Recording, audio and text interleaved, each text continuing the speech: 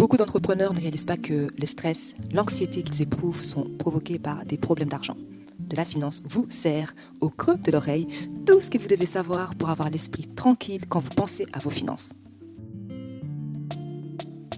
Hello tout le monde, bienvenue sur le podcast de La Finance fait pas que. Nous aidons celles et ceux qui ont l'esprit d'entreprendre à se libérer du stress provoqué par l'argent et à bâtir de la richesse. Je suis Solange Baboy, consultante financière spécialisée en gestion d'argent. Aujourd'hui, on va tenter de répondre à la question suivante. Comment se libérer des fins de mois difficiles ? 46,7% des Belges ont du mal à joindre le deux bouts à la fin du mois.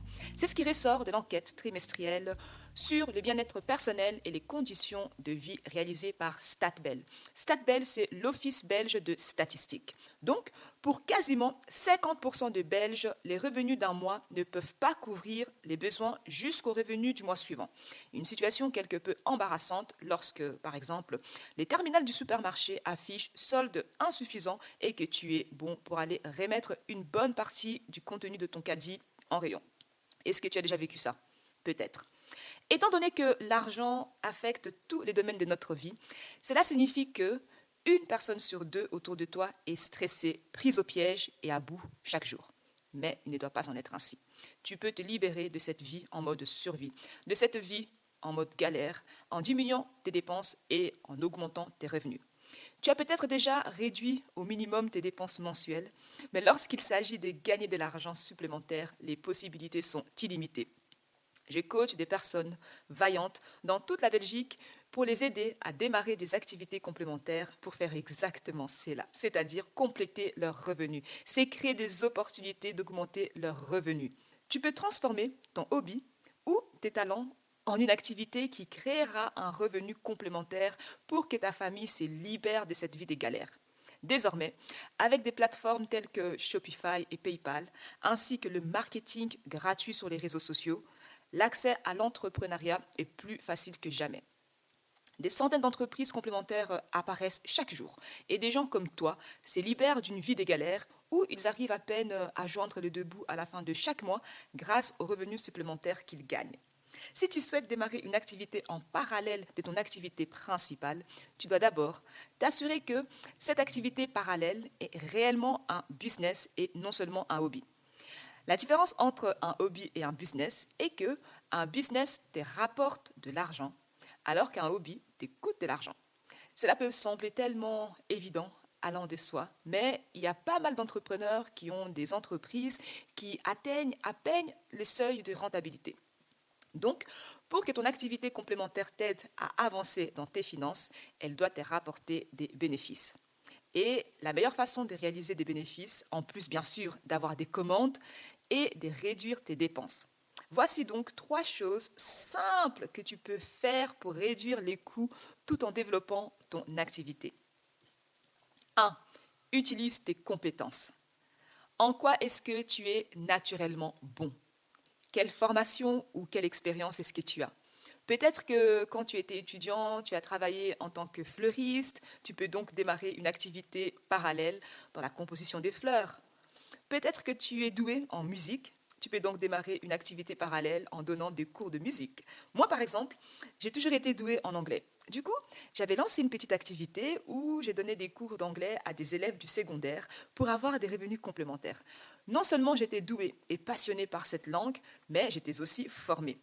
Quand j'étais en secondaire, j'étais dans l'option latin langue et après, j'ai fait un master en traduction avec l'anglais comme l'une des langues. Ça m'a grandement aidé pour l'achat de mon appartement d'avoir ces revenus complémentaires.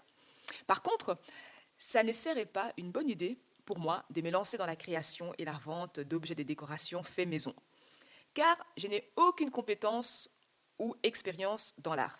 Je devrais répartir des zéros et suivre des cours pour acquérir ne fût-ce que des connaissances de base et je serai toujours nettement en retard par rapport à la concurrence.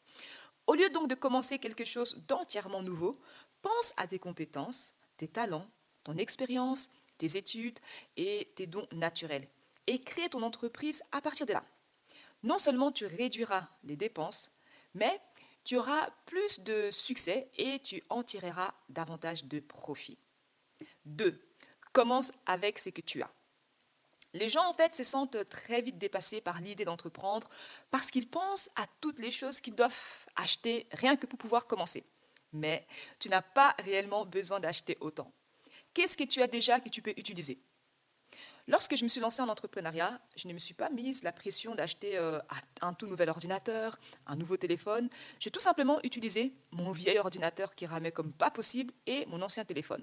Je n'ai pas eu à acheter quoi que ce soit de nouveau, à part des livres et la formation pour devenir un coach financier certifié Dave Ramsey. Et j'ai pu rapporter plus d'argent que je n'avais dépensé. Donc, commence avec ce que tu as et tu garderas ainsi tes dépenses basses et tu lanceras ton business beaucoup plus rapidement. 3. Utilise les marketing gratuits. Avec les innombrables moyens gratuits de se faire connaître, de faire connaître ton activité, il n'y a aucune raison de payer pour de la publicité lorsque tu débutes. Tu peux éviter tous les coûts de marketing en utilisant simplement les réseaux sociaux, en te servant de ton réseau actuel et en activant la puissance du bouche à oreille. Il te suffit de demander à tes premiers clients de te recommander, de parler de toi autour d'eux.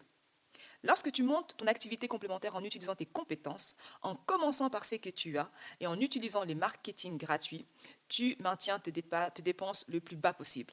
Ce qui signifie un plus grand bénéfice. N'oublie pas que c'est ces bénéfices qui te donnent plus de revenus personnels. Et qui sait, peut-être que cette petite activité complémentaire à temps partiel que tu as commencé pour rembourser tes dettes, pour payer tes dépenses quotidiennes, pourrait bien se transformer en une passion de toute une vie et en une entreprise à temps plein. Il est difficile de démarrer une entreprise et il est difficile de la faire tourner pendant que vous êtes au four et au moulin à la fois. Mais voici les problèmes. Tu n'es pas obligé d'être seul dans cette aventure. Avec la bonne formation et le bon soutien, tu peux créer une entreprise prospère et tu n'as pas besoin d'un diplôme pour y arriver. Voilà exactement pourquoi Della Finance a développé un plan complet pour accompagner celles et ceux qui ont l'esprit d'entreprendre à lancer ou à développer leur entreprise en faisant ce qu'ils aiment. Le devoir pour aujourd'hui est de répondre à la question suivante. En quoi est-ce que tu es naturellement doué? Mets-les sur une feuille de papier. C'est tout pour aujourd'hui. Je vous retrouve au prochain épisode. En attendant, prenez bien soin de votre argent et que la paix financière soit avec vous. Bye! Pour que l'argent ne soit plus une source de stress, apprends à le gérer grâce à de la finance.